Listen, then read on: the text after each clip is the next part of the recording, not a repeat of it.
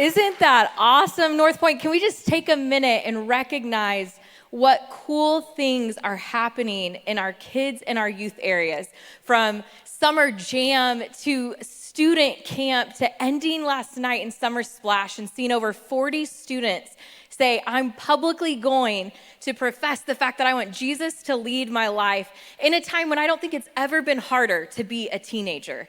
And so incredible shout out to all of those student teams at every campus and to those students who took that next step, because it's a big deal. And here's the thing, it's our job as a church and a community to continue encouraging them, because it doesn't get easier once you're dunked. Once you say, I'm gonna let people know that I'm living for Jesus, I've never personally found that to get easier. So let's be a church that encourages them, a community that is cheering them on and helping them in that journey. But a good morning, North Point. It is so good to see you and to be with you today. I know we've got our Nixa campus already. We have Republic and Dream Center getting ready to go.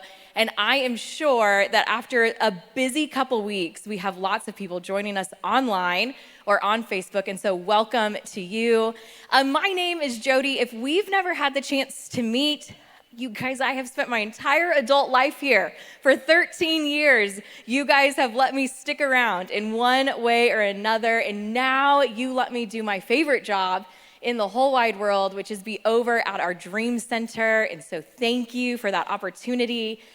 Don't worry, I never come up here without a few Dream Center stories. And so if you've been waiting for a Dream Center update, you will get one today. If you are newer and you are like, what the heck is the Dream Center? Well, one, I would love to invite you to come and to see it and to take a tour. Our team is always available throughout the week to show you around. But the Dream Center is this extension of North Point. And we're on the north side of Springfield, and we get to really serve our neighborhood. Our goal is to help families regain stability.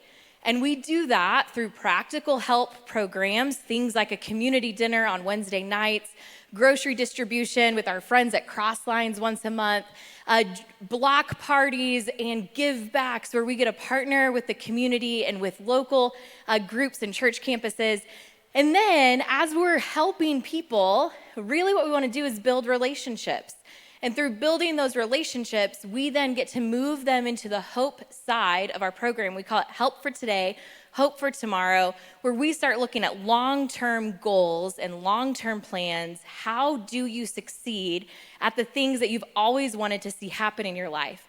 Everything from conversations about how to budget, parenting skills, how to have healthy relationships, how to actually set a goal and then break it down into bite-sized pieces so that you can be successful. And we have our Dream Center Academy, which is how we serve the students in our neighborhood. So we get to serve, this year, we're actually starting a pre-K class. So we will go pre-K through middle school, where we're teaching them social skills, emotional skills. It's free of charge, and we're helping not just the students, but their parents really gain some of these tools in their toolbox to be able to take whatever life hands at them and to keep rolling. So incredibly fun work we do over there. And I have to tell you that today we are talking about pride as we walk through these 7 deadly things that can take us out. And literally in my opening, I can't write it without saying, I'm so proud of the team at the Dream Center. The work they do is absolutely incredible. I am so proud of you as a church community making it happen. And then Jeremy's like, hey, I've assigned you pride, which I should say he did give me a pick. I could take pride or one of the other awful ones. And I'm like, all of these hurt, Jeremy. None of these are like talking about the fun stuff inside each of us, right? So I settled on pride, and here's why. Because pride has a double meaning. And so in itself, the fact that I am proud of a North Point community or that I am proud of our Dream Center team, that's not going to take me out. There's not this deadly undertone to that, because you can write it this way in your notes. One of the definitions of pride is that it means dignity. Dignity is not bad. Dignity is actually great. I hope each of you has that. It helps us live in some of our best selves, to have the dignity to say, I am, I can be. It's a growth mindset. And so pride, in one of its best definitions from Merriam-Webster, just says that it's a reasonable amount of self-confidence. And that we should all keep in our pocket. We should walk around being able to be proud of who we are because we know where we've come from and we know what's possible. Now, I think what happens is there's this really fine line between pride that means dignity and a reasonable amount of self-confidence to the pride that most of us think of when we are like, oh man, that person's really prideful. And we're thinking of arrogance. So pride can also mean arrogance. And can we just all be honest for a moment that when you hear the word arrogant, how many of you think of someone else right off the bat? I would raise both my hands if I didn't have the mic in my hand. But rarely do we hear the word pride and arrogant and think, oh, that's me. No, when we read pride means dignity, we're like, yeah, that's what I got. I just got dignity. I'm dignified. I'm not arrogant. So we like to assign the negative connotation, the part that could be deadly and take us out, to other people, and we like to keep for ourselves the part that feels good. Maybe that's just me. But when I started digging into this, that's where I really started. And guess what? It's because I'm a stinking prideful person. I really am. I have the opportunity daily to be arrogant, and I take it more often than I should. I have a hard time sometimes recognizing the line between what is dignity and okay and what is arrogant, and I've gone too far. And I think that is why when we've been walking through in this series of these things, these mindsets, these cravings inside of us that could take us out, it's not that in essence all of them are so bad. It's that they're sneaky. It's that we quickly go from being dignified and proud of something to being arrogant about it. We quickly go from saying, I'm so proud of the work that's been done here, to the arrogance and the pride of saying, I'm gonna work 120 hours a week because I can. And when I do, then this happens because I am the best at this. Being good at something's not a problem. The inability to ever let that rest becomes pride that takes over. Sometimes it's easy to spot it. We see it in the boss who stomps around their workplace and everyone knows they're in charge and no one's going to challenge it. We see it in the keyboard warrior on the internet that will never let down. They'll never hear another side. We see it in the family member that you just wish would say they're sorry, but they're never going to. But sometimes pride also looks like the mom who can't ask for help because she should be able to do it all. Even though she shouldn't, but she feels that way. Sometimes pride looks like the student or the young adult who really needs help learning something, but they don't know how to ask. It's not even that they don't want to, they just don't know how. Sometimes pride looks like the silent standoff in a relationship, whether it's friends or your partner, of who's going to speak first. And so I know for myself as I've walked through this, that what I have to fight when it comes to pride being this thing that could take me out, it's not that I should ever be ashamed of who I am, and you shouldn't be ashamed of who you are, because I believe the Bible when it says that you're fearfully and wonderfully made. I believe it when it says that God has a plan for you and it's a good plan. I believe it when it says that he's working together all things for good for those that are following him. So I don't think that what we need to do is become these self-loathing creatures, but I think where we can miss it is when pride becomes more important than anyone and anything else.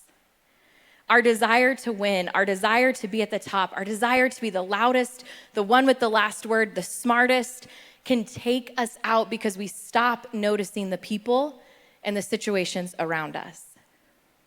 So when you start diving into scripture and looking at pride, over and over again, it's coming with warnings. It's Proverbs 11:2. It says, when pride comes, then comes disgrace. But with humility comes wisdom. You see, it's not so much about have less pride as it is have more humility. That when you even out those buckets, your pride will naturally go back to a spot of dignity instead of this loud, glaring voice of arrogance. And so I wrote it this way in our notes, is that pride takes us out because it turns us inward.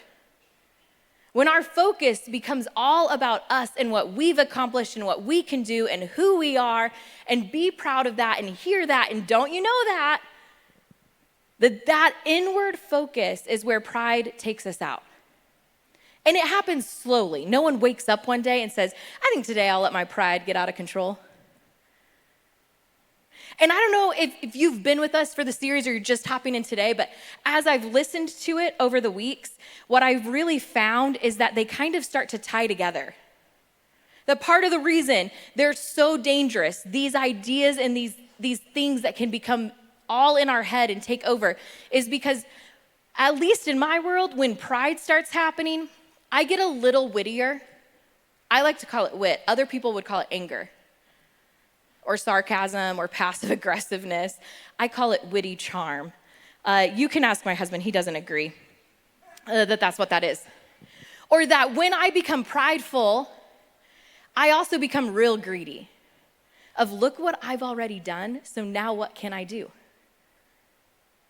But it is that inward focus that takes it from being something that can fuel us and help those around us to becoming all about how much better can I make my world, my life, my cash flow, my opportunities.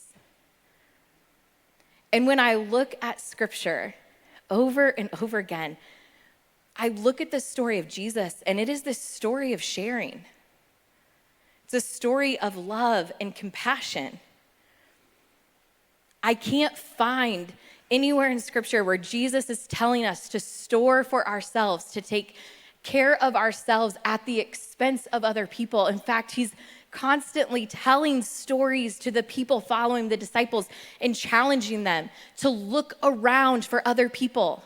He models it as he stops and sees individuals in a crowd, as he provides basic level of compassion to groups that had been exiled and pushed away and forgotten. Everything about him, when we follow his ministry and his time walking on earth, was an outward focus towards others. And so I really think that it's that inward turn that we have to be aware of. And one of the ways we fight that, in your notes I wrote it this way, that we fight pride by increasing our humility. And no one really jumps at a chance to be humbled. I don't wake up in the morning and look at my husband and say, could you humble me today, please, and put me in my place? I definitely don't look at my 3-year-old, who is hilarious 93% of the time and absolutely rotten 7% of the time, and say, could you humble me today by saying something just really cutthroat honest as kids can? Mommy, what's dat? Mind your own business. Get away. So most of us aren't like jumping at that chance, but I think humility is this awesome characteristic that Jesus possessed and that the people that were following him and learning from him had to learn how to pick up. And I think there's 3 kind of steps that we take to increase our humility. And it's a challenge that I'm going to give each of you today. And so you probably heard at any campus that you are at, you're going to hear people talk about connection cards. And so keep yours handy, because my challenge today is that each one of us will have an opportunity to fill this out. And if you are already saying no, I would ask you if that is from a place of dignity, that you want your personal space, or a place of arrogance of I do not need to do that.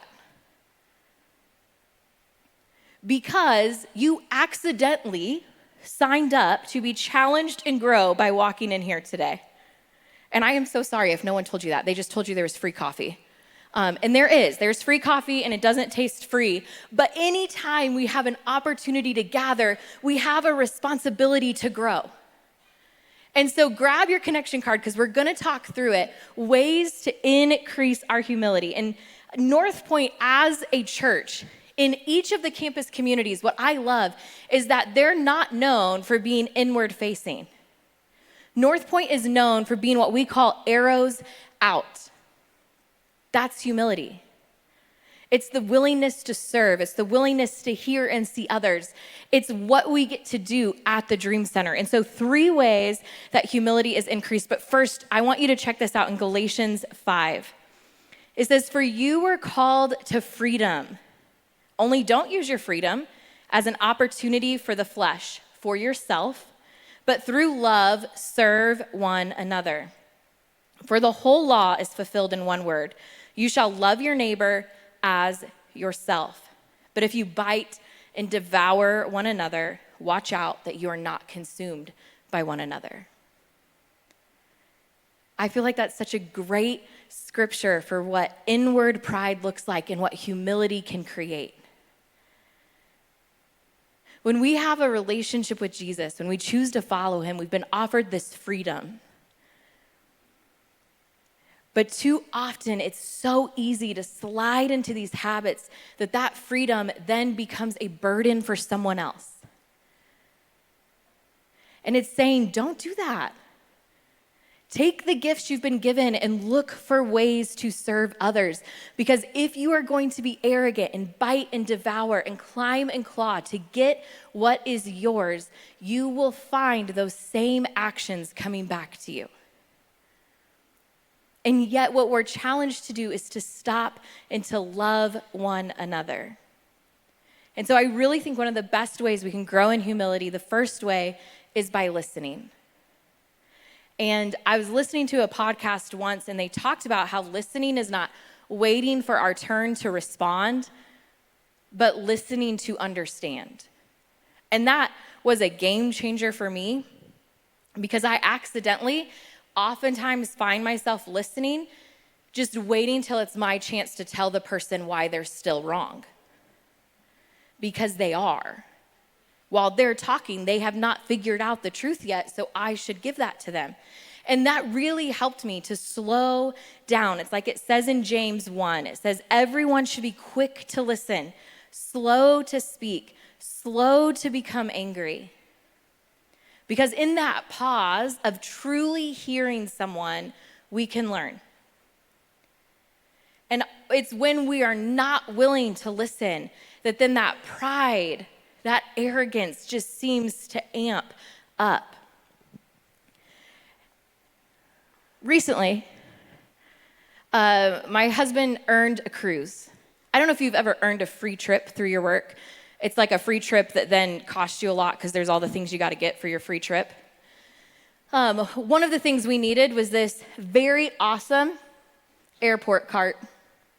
Do you want to know there are no airport carts for $20? And that's kind of my price. That's my favorite price range, $20 or less. And so I go to where you can find anything for $20 or less, Amazon.com. There is not an airport cart for $20 or less. They all want $70 for basically a dolly with a seatbelt attachment on it that's going to keep this car seat safe through the airport. And so I wait like months to buy this thing. And finally, I have pestered Chuck to the point where he's like, Jude and I will walk from the airport to the cruise because I'm over you in this car seat. I am persistent, if not anything. So I said, okay, fine. Can you just say that I'm in charge of how we transport our child then, and we don't need to talk about it anymore? I'll take care of it. So he relents, and I'm telling you guys, months of this. So don't worry, when I found this cart, I also found that there was a great deal on a new car seat for Jude. So I snagged it because it says it's lightweight, It's easy. I've read everywhere to make sure that it is approved for federal aviation requirements. And real quick side note, because this is about to turn ugly, and one of my favorite pilots is a North Pointer. So Kai, whatever campus you're at this weekend, I need you to know I would never behave this way on a plane that you were piloting. And thank goodness you don't take passengers anywhere, you just take packages. But that may be what I'm needing to fly from now on, because I almost got myself kicked off. And I know you guys, people are looking shocked and awed because you think I'm precious and that I'm so kind, because shouldn't I be to run the Dream Center? There's a reason Jeremy assigned me pride. And I think it might have been his way of teaching me a lesson. And so I am a proud person who errs on the side of arrogance a little too often. It happens most, Chuck and I have been talking about this, and I went to my counselor and I said, what in the world is happening to me? It happens most when I'm about 6 months pregnant. And so I think what I've learned is I should not be allowed in public from 6 months pregnant until maybe the baby's born. But here I am again, they let me out. So we go to the airport. We have our handy dandy airport cart. It's fantastic. It's worth every dollar I spent on it. Jude rides in his car seat through. He thinks it's fun. We're zipping, we're zapping. We make it on our flights out there. We made it to New York City with 0 flight delay. It was a miracle of a day. We go on our cruise. It's awesome. Jude eats ice cream at every single meal. We're still detoxing from all the sugar. And then we come home. And you guys, at this point, I love my family. They are the best thing in the world for me. I would spend every minute with them if I could. We took my mom with us, and I love my mom. She's a great mom. But we have spent 10 days together in a cruise ship cabin where my mom and Jude had bunk beds. So when I tell you that not even going to the bathroom have I had a single minute to myself for 10 days, I mean it. Because Jude's of the age of, I say, I'm going to the bathroom, I'll give you 3 guesses where that child's going, and none of them are with his dad or his mama. They're all with me. I'm like, okay, we can do this. We got to make it from LaGuardia to Charlotte to Springfield. This can't be that bad. It'll be fine. We get to LaGuardia. It's not good. It's great airport, nice and spread out, cool, because we're gonna spend our entire stinking day there. So again, thank goodness for the airport cart. As we take Jude from terminal to terminal, pretending like this is fun to spend all day in an airport. We bought $27 spaghetti for lunch. Again, $20 or less is my price range, and we are on day 10 of vacationing. So I'm done spending money. I love my family. I'm done from being that close. I would like to see them from across the room at this point in my life. And then this thing keeps happening. Chuck keeps getting this little ding on his phone that says flight delay. I'm like, this is not going well. And then 30 minutes later, flight delay, flight delay, flight delay, flight delay, flight. You want a flight? Can't have one. It's delayed. And it is the highest volume of air traffic that the air traffic world has ever seen. And we picked that time to try to come home. And so eventually our flight leaving New York is after our flight that should be leaving Charlotte to come home. And I am not great at math, but I know that doesn't work. So Chuck goes and stands in this huge line, and they tell us, well, we can get you to Charlotte on the last flight of the day, but you're gonna be stuck there overnight, and then we'll get you home tomorrow, hopefully. The girl said, hopefully. So we ask her, is there anywhere else in America that we could fly? She's like, no. Helpful, super helpful, this one. And so at this point, I'm convinced it's Chuck's fault, obviously, because he must not have known how to talk to the girl to get what he wanted. So my pride is already boosting because I'm like, I would have had this solved and we would be home by now. Side note, it doesn't matter if that's right or wrong, okay? It's how I felt in the moment. So we get to Charlotte at midnight, Jude was an amazing traveler, okay? He did much better than I did. I had way more meltdowns than the 3-year-old. And so the next morning, here we are going back to the airport. And I'm feeling good because we are 3 for 3. We have had problems, but no big problems. We've made it. So I take my handy-dandy airport cart, and we get ready for the last flight. It is the flight that brings me home. And I'm so excited. And the other thing I'm excited about is Chuck said, I really want to sit by Jude on this flight. Would you like to sit by yourself? I'm like, by myself? My goodness. 1 hour and 37 minutes in the air to listen to whatever I want, to watch whatever I want, to close my eyes, to eat all the free pretzels that girl will bring me? I'm like, sure, sounds great.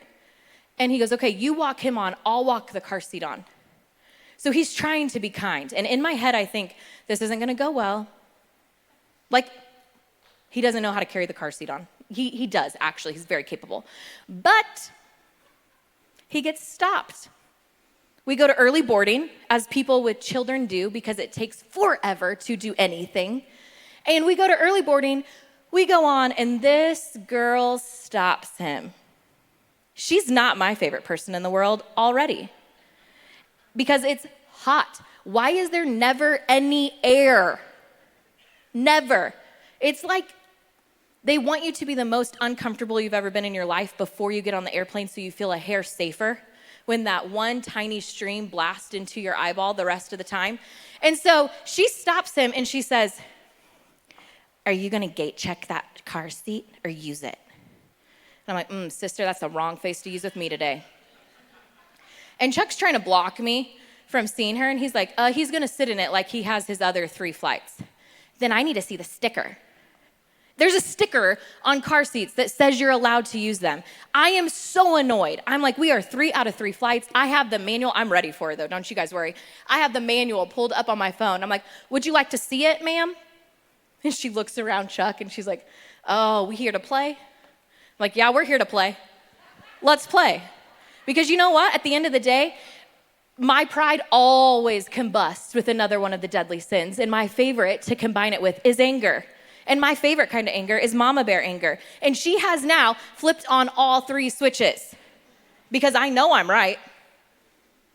I know I'm right. And I triple checked it. I would never take a car seat on a flight that I had not triple checked. Who does that? 2, now I'm angry because I'm hot and sweaty and I'm 6 months pregnant and get out of my way because I want to go home. And 3, now you're telling me I'm wrong. And you're telling me I'm wrong about my child. And that is a deadly combination. And anything positive you guys have ever thought about me flies out that window. And only in hindsight did I realize there's a whole crew of Convoy of Hope people on our flight. And I am just praying the whole flight home that none of them know who I am. Because did I tell my mom to go sit on the plane and not wait for this? And she said, oh, I don't mind to wait, honey. And I said, no, Mom, you're not gonna wanna claim me because if this girl doesn't back down, neither am I, and someone should make it home tonight. And you're not going to be proud of me. That's what I said. I knew I was out of control.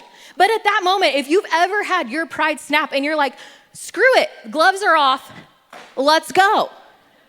So I said, here's the manual, here's the sticker, honey. And just know, don't ever call me honey, it is an activator. Some people would say trigger, but it's an activator for me. So did I use it purposely? You bet I did.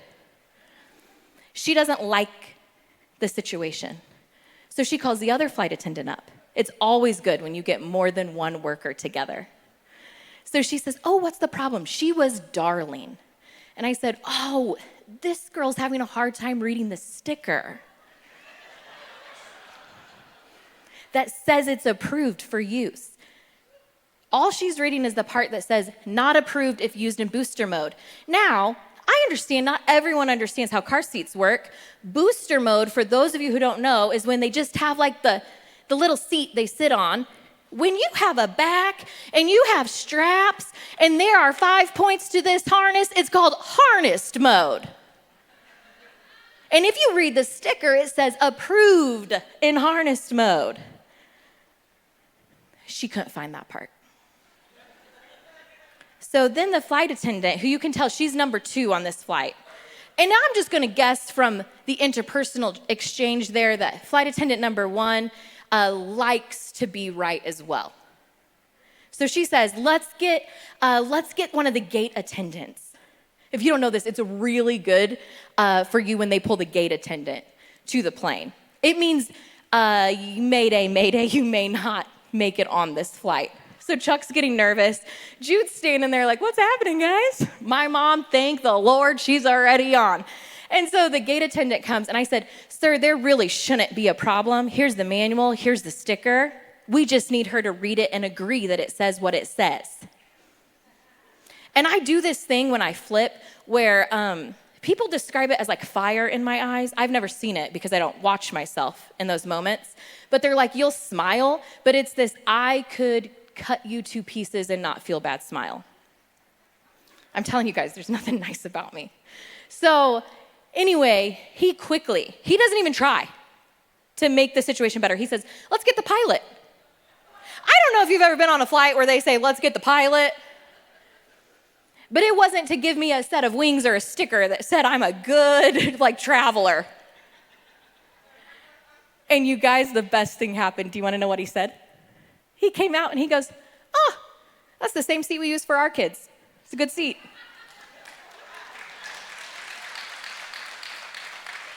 And I said, yeah, it is. I read the manual 3 times to make sure.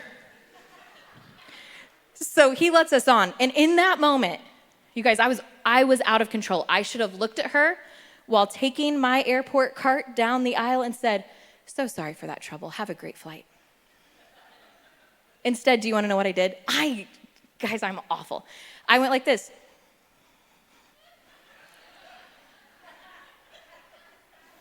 And then, because when your pride is inward, at that point, at one point, I accused her of not caring about my kids' safety. I said, then what would you suggest for safety? And then spouted off all these things.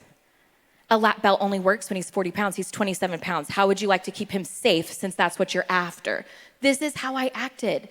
So embarrassing. I'm sure at this point, Chuck's like, can I just slip my ring off so I don't have to claim her? My mom is 3 rows back, and I'm like, there's no way she's walking with us off this flight. She will meet us in the parking lot. I'm hoping Convoy doesn't recognize me. And I was like, my pride and my anger are out of control. Because at this point, I don't care about Jude's safety. I care about that girl knowing she's wrong. And I was arrogant. And instead of then taking that flight to bring it back down, to find some humility, to figure out how to end the day better than we started it, I spent the whole flight, remind you, this is my first time that I've had the chance to be alone. I didn't listen to a podcast. I didn't watch a movie. I didn't read a book. I stared at her the whole time. Don't worry, she was with the first class people. She never came back to us in the back of the plane. But I stared at her the whole time, seething, wondering if she had learned her lesson. And then I get assigned to talk about pride. And I'm like, I guess I need to learn my lesson.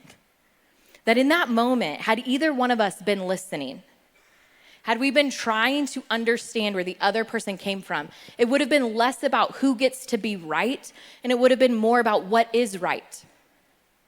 That's what listening does. It boots arrogance and pride out of the way, and it makes it less about who is right and more about what is right.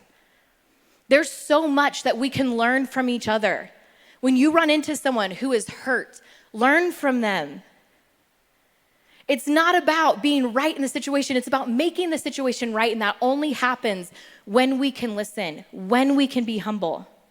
The second way you increase your humility is by learning. Listening will lead to learning. Psalm 25:9 says, he leads the humble in what is right, and he teaches the humble his way. That when we are open to humility, we are open to a different way, we are open to others and their ideas, then not only do we get to listen, we get to learn. I missed an opportunity to teach this girl about a seat that maybe she had never seen. She probably doesn't have kids. And instead, I went wacko and full blown out of control. And I lost my shot to listen, to learn. Maybe she had run into something hard before. I'll never know because I just blew past that.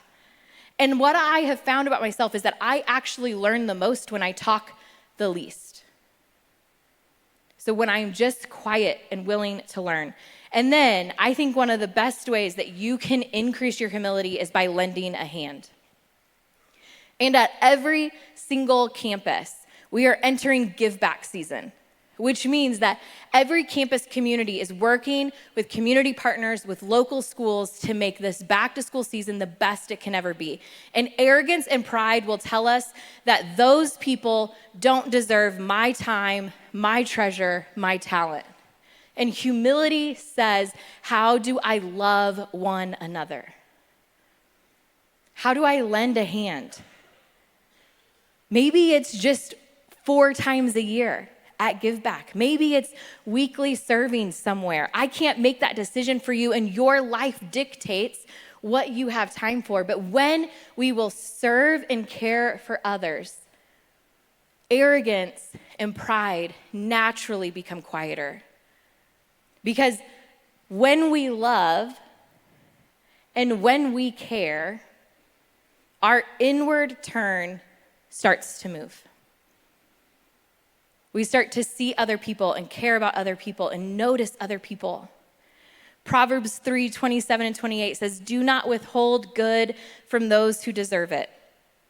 When it is in your power to act, do not say to your neighbor, 'Come back later, I'll give it to you tomorrow,' when you have it with you now." Humility is looking for ways to love one another. One of my favorite kids at the Dream Center was not my favorite kid 4 years ago.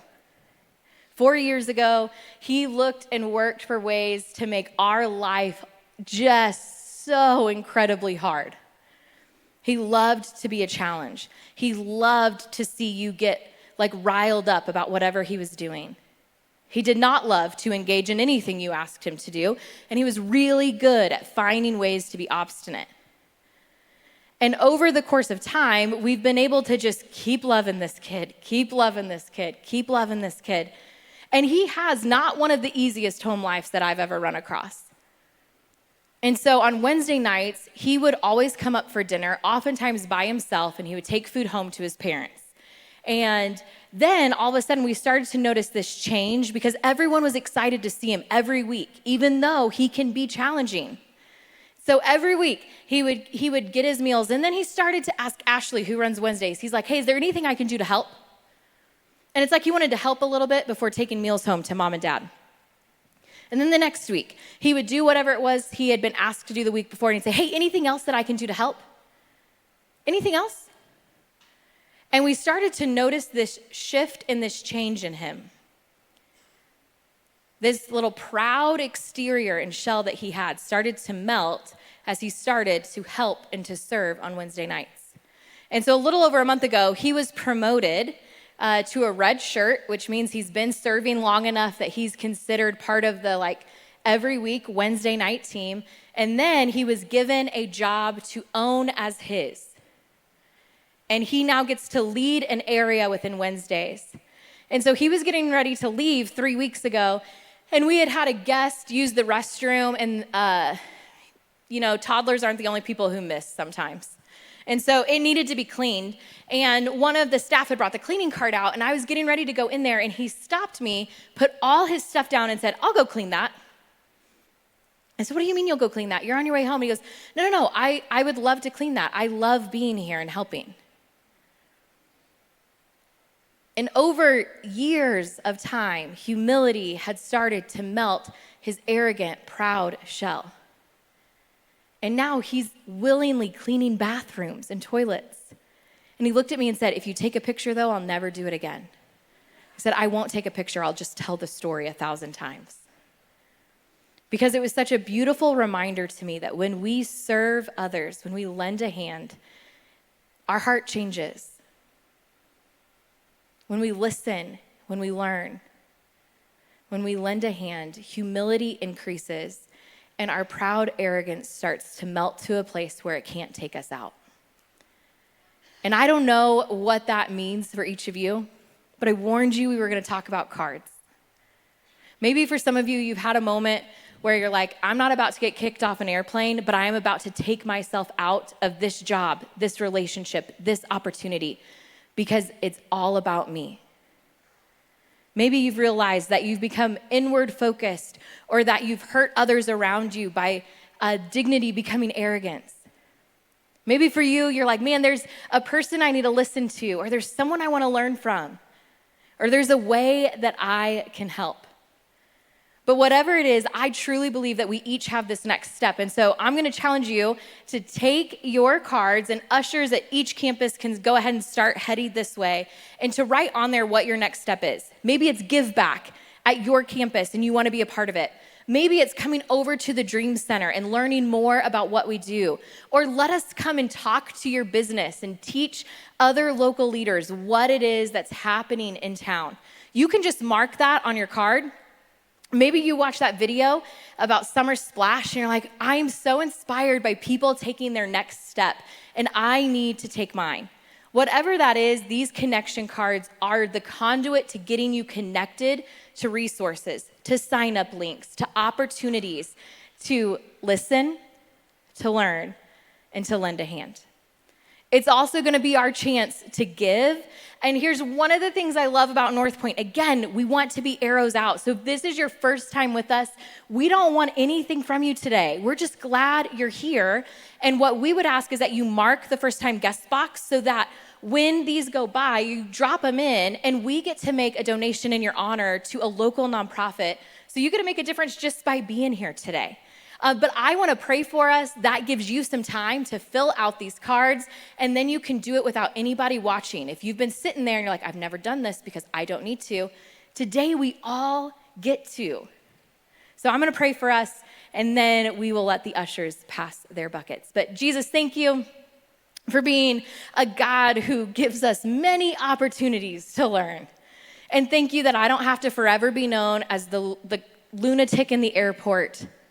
That God, you can teach me to come back down from that prideful, angry stance to love others. And God, this week, would you give each of us an opportunity to love the people around us? Would you show us what that looks like in our circle of influences? And as campuses and a community, God, when we approach back to school and give back, would we just flood the people around us with that idea of when I have it, I will not withhold it. And I will love my neighbor now, that we would increase in humility. So thank you. We love you. Amen.